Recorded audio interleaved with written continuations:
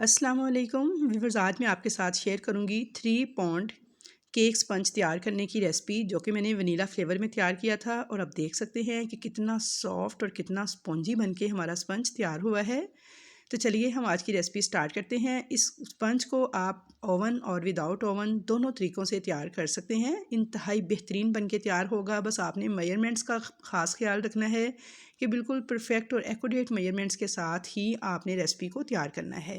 तो सबसे पहले मैंने एक अदद देगचा जो है वो चूल्हे पर रख दिया था प्री हीट होने के लिए। मोल्ड को मैंने ग्रीस करके बटर पेपर लगा के बटर पेपर के ऊपर भी ऑयल लगा के रख दिया था।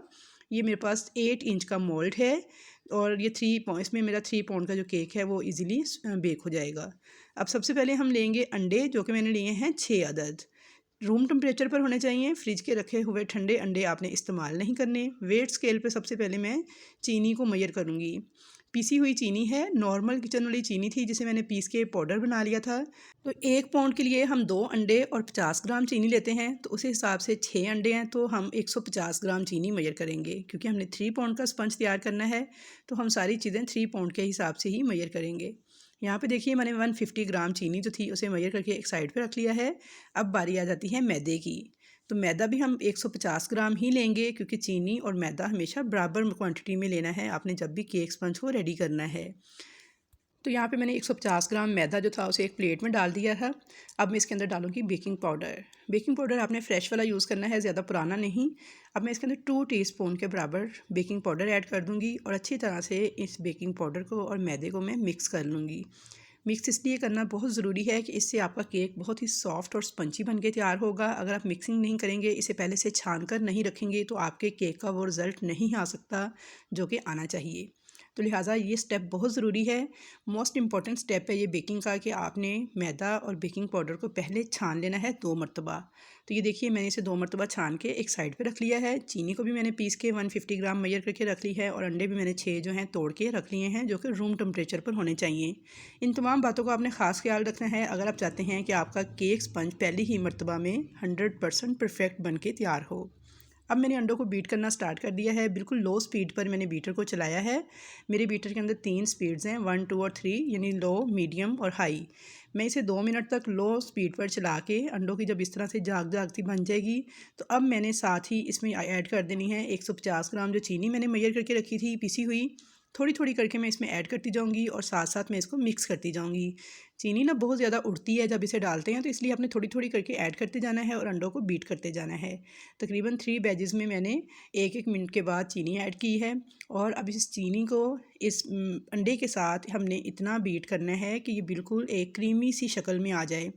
तो व्यूअर्स यहाँ पे एक बहुत ही अहम बात यह है कि कुछ लोग बड़ी जल्दबाजी से काम लेते हैं, बस थोड़ा सा ही बीट करके छोड़ देते हैं, जी अंडे बीट हो चुके हैं, उसके बाद उनका केक फूलता नहीं है।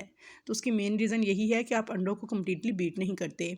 आपने अंडों को इतना बीट करना है कि बिल्कुल वाइट से हो जाएंगे, इसका कलर जो है वॉल्यूम में डबल हो जाएंगे और क्रीमी सी थिक सी शक्ल में आ जाएंगे। मैं अभी आपको दिखाती हूँ।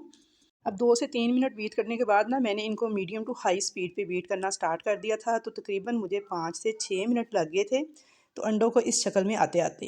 तो व्यूअर्स आपने यहाँ पे टाइम से ज़्यादा ना इसकी कंसिस्टेंसी पे फोकस करना है, टाइम पे फोकस नहीं करना, इसलिए कि बीटर जो है ना हर एक के पास अलग अलग किस्म का होता है। किसी की स्पीड बहुत तेज़ होती है, किसी की बहुत स्लो होती है, कोई जल्दी वर्क करता है, कोई जल्दी वर्क नहीं करता। तो ये देखिए 5 से 6 मिनट के बाद ना अंडों को मैं चेक कर रही हूँ, तो मैंने थोड़ा सा बैटर उठा कर ना इस तरह से लाइनें सी बनाई हैं ऊपर, डिज़ाइन सा इसकी सरफेस के ऊपर। तो ये डिज़ाइन इसके ऊपर ठहर गया है, यानी फ़ौरन से ये लाइनें गायब नहीं हो रही, थोड़ी देर के लिए देखिए स्टे कर रही हैं, चंद सेकंड्स के लिए। तो इसका मतलब है कि हमारे अंडे जो है ना ये परफेक्टली बीट हो चुके हैं।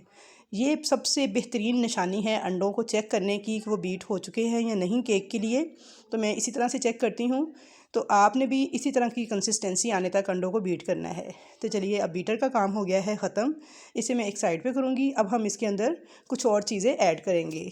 अब यहाँ पे मैंने ले लिया है कुकिंग ऑयल आधा कप। नॉर्मल कुकिंग ऑयल है जो हम खाने पकाने के लिए इस्तेमाल करते हैं, ये मैंने इसके अंदर डाल दिया है। और अब साथ ही मैं इसके अंदर डाल दूँगी वनीला एसेंस 1.5 टीस्पून और लेमन एसेंस जाएगा 1/2 टीस्पून। दोनों एसेंस मैं मिला के यूज़ कर रही हूँ। इससे बहुत ही ज़बरदस्त किस्म का फ्लेवर और टेस्ट आता है केक का। अगर आपके पास एक हो तो आप एक भी यूज़ कर सकते हैं, यानी वनीला एसेंस भी, बट अगर दोनों को मिलाकर डालेंगे तो बहुत ही बेहतरीन टेस्ट आएगा केक का। तो व्यूअर्स ये जो केक स्पंज है आज मैं ऑयल के साथ तैयार कर रही हूँ। इससे पहले मैंने आपको विदाउट ऑयल भी केक स्पंज तैयार करना सिखाया था, तो उसका भी बहुत बेहतरीन रिजल्ट आता है। लेकिन इसके अंदर मैंने ऑयल यूज़ किया है, ये ऑयल बेस्ड केक स्पंज है। तो ये दोनों चीज़ें डालने के बाद अब मैंने बीटर को सिर्फ और सिर्फ 5 से 6 सेकंड चलाना है, ताकि ऑयल और वनीला एसेंस, लेमन एसेंस वगैरह जो हैं ये अच्छी तरह से अंडों के साथ मिक्स हो जाएं। तो ये देखिए जी, बस मैंने 5 से 6 सेकंड बीटर को चला के तो अच्छी तरह से ऑयल को और इन एसेंस को मिक्स कर लिया था। तो अब हम बीटर को हटा देंगे और अब चलेंगे अपने मैदे और बेकिंग पाउडर का जो मिक्सचर हमने छान के इकट्ठे से मिक्स करके रखा हुआ था उसकी तरफ। यहाँ पे मैंने चम्मच के साथ थोड़ा सा मैदा और बेकिंग पाउडर का जो मिक्सचर था, यानी जिसे हमने इकट्ठे छान के रखा था, वो मैंने ऐड किया है। और इसे इस तरह से बिल्कुल हल्के हाथों के साथ आपने फ़ोल्ड करना स्टार्ट करना है। डायरेक्शन आपने एक ही रखनी है अपनी चम्मच को घुमाने की, यानी आपने एक ही डायरेक्शन में इसको चलाते हुए बिल्कुल हल्के हाथों के साथ आपने इसे मिक्स कर लेना है। यहाँ पे बस आपने एक बात का ख्याल रखना है कि आपने इसको ज़ोर ज़ोर से फेंटे नहीं लगाने, ना ही फेंटने के स्टाइल में घुमाते जाना है, वरना इससे क्या होगा, आपका सारा अंडों का जो हमने फॉर्म तैयार किया है ये टूट जाएगा, डैमेज हो जाएगा, बैठ जाएगा और केक कभी भी फूलेगा नहीं, सॉफ्ट एंड स्पंजी बन के नहीं तैयार होगा, बल्कि केक बैठ जाएगा और बिल्कुल भी उसके अंदर सॉफ्टनेस नहीं आएगी।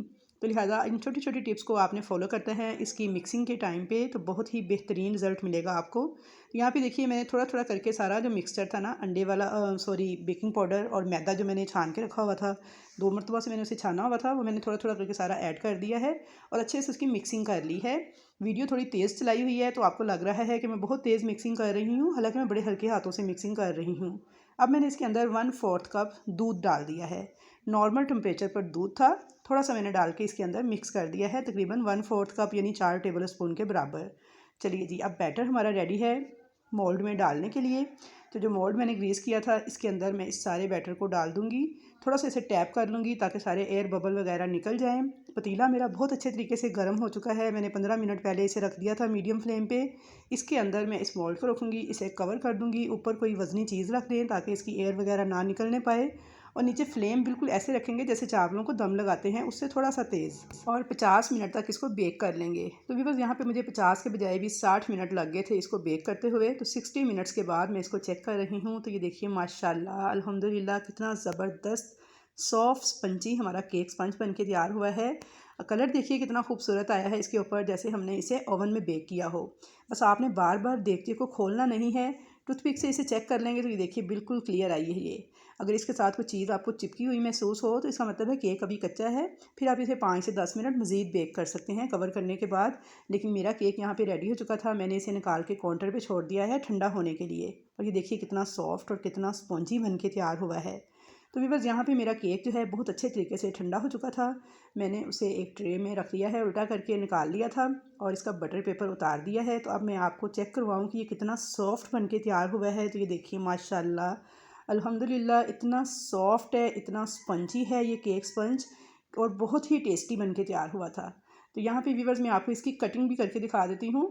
तो ये देखिए जी, इसकी कटिंग मैंने 3 लेयर्स में करनी है, यानी 1-1 इंच की 3 लेयर्स के हिसाब से।